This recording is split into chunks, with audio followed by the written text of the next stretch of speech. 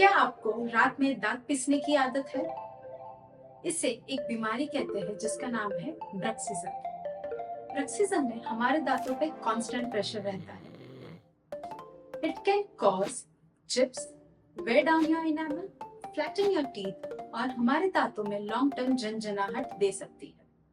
तो इस सिचुएशन में हम हमारे दांत को कैसे बचा सकते हैं? नाइट गार्ड ये एक कंफर्टेबल अप्लायंस है जो हमारे दांतों को ग्राइंडिंग से बचाता है। It can help to prevent cracks, chips, and also help in preserving our tooth enamel.